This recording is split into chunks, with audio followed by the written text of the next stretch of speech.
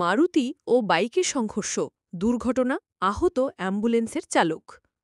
দুর্ঘটনার জন্য প্রতিদিন বিশালগড় মহকুমা জুড়ে নিত্যদিনের ঘটনা।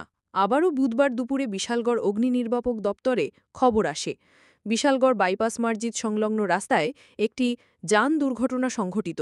জানা যায়, বিশালগড় মহকুমা হাসপাতালে অ্যাম্বুলেন্সের চালক আব্দুল জলিল হোসেন বিশালগড় হাসপাতাল থেকে কর্তব্য সেরে বাড়ি ফেরার পথে দুর্ঘটনায় আহত হন। ততক্ষণাৎ বিশালগড় অগ্নি নির্বাপক দপ্তরের কর্মীরা ছুটে গিয়ে আহত অ্যাম্বুলেন্সের চালককে উদ্ধার করে বিশালগড় মহকুমা হাসপাতালে নিয়ে আসে। আহত অ্যাম্বুলেন্সের চালক TR07B8086 নম্বরে বাইকে করে বাড়ির উদ্দেশ্যে যাওয়া পথে একটি মারুতি গাড়ি অ্যাম্বুলেন্সের চালক আব্দুল জলিল হোসেনকে ধাক্কা মেরে পালিয়ে যায়। আহত অ্যাম্বুলেন্সের চালক বর্তমানে বিশালগড় মহকুমা হাসপাতালে চিকিৎসাধীন।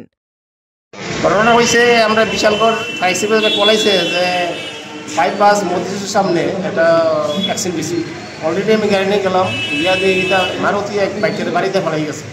আমরা বাইকের আরোহী পাইছি, কিন্তু মারুতিতে বাড়িতে ফেলাই গেছে। গাড়ির কোনো পরিচয়পত্র পাওয়া না, পরিচয় তো কিছু পাইছি। কিরকম এরেঞ্জার? হ্যাঁ, ভালো ইঞ্জিন দিয়েছে, মাথা মাথায় ব্যথা হয়েছে। কি নাম তাদের? হয়েছে আব্দুল জলিল হোসেন, 55 বছর। বাড়ি কোন জায়গা? বাড়ি তো কইতারি না, আমরা বাড়ি উঠে নিয়ে কোনখানে পৌঁছেছে? আমরা এটা মসজিদের সামনে বাইপাস কোনখানে? বিশালগড় মহকুমা হসপিটালে পৌঁছেছি।